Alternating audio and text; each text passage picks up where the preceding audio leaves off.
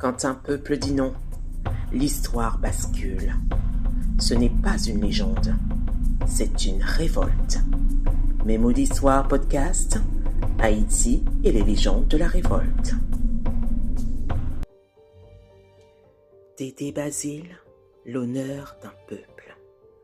Vers 1736, sous le ciel du Cap français, naquit dans la servitude une enfant sans palais.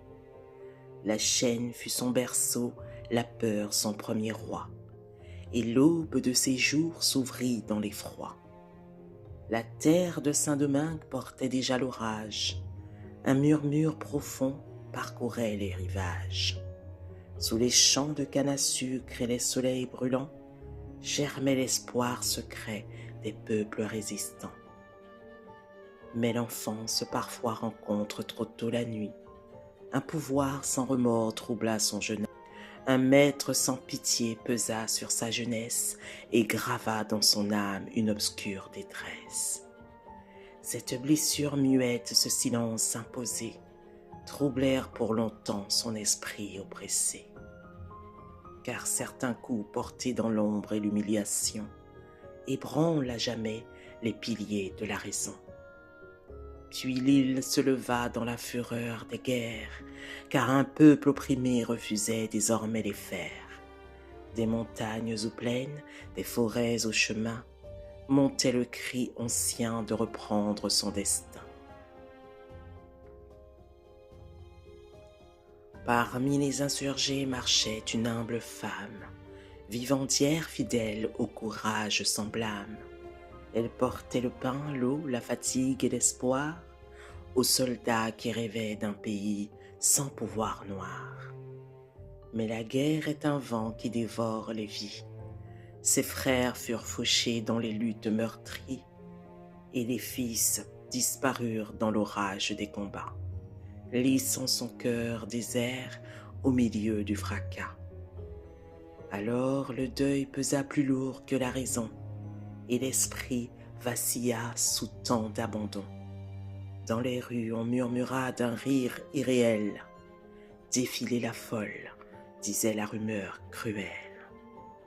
Mais sous ce nom moqueur, sous ce voile d'errance, brûlait encore un feu de fidélité immense.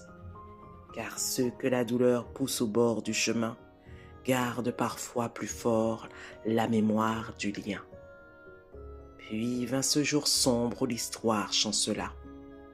Jean-Jacques de Salines sous la trahison tomba. Le père de la nation fut frappé sans merci, et son corps fut livré à la honte et l'oubli.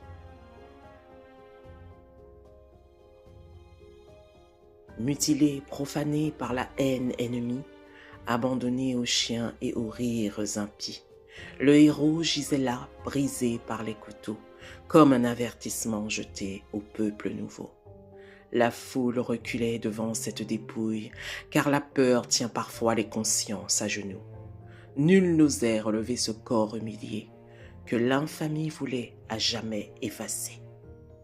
Mais d'entre les regards surgit une silhouette, une femme pauvre que la ville rejetait. Sous les plaies, sous le sang, sous les membres brisés, elle reconnut pourtant le père du pays.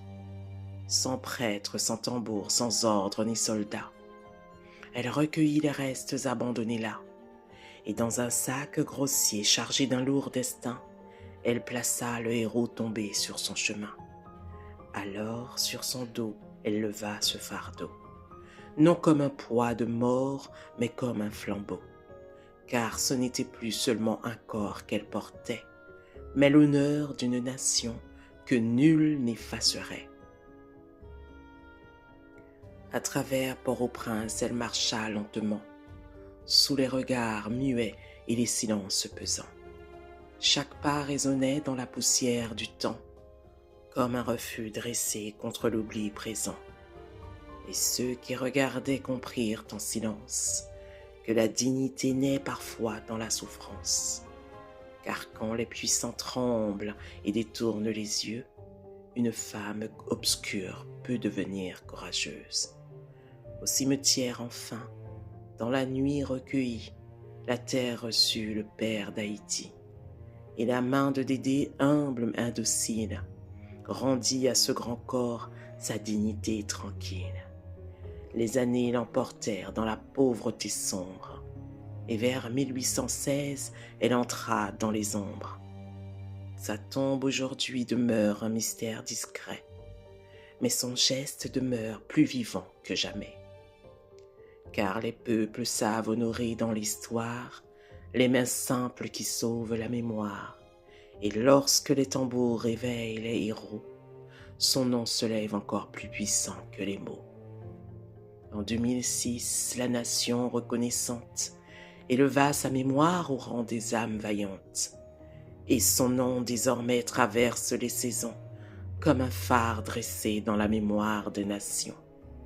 Dédé Basile demeure dans l'âme d'Haïti, car une femme seule relevant un corps meurtri peut sauver pour toujours dans l'ombre et dans la nuit l'honneur d'un peuple debout pour sa liberté.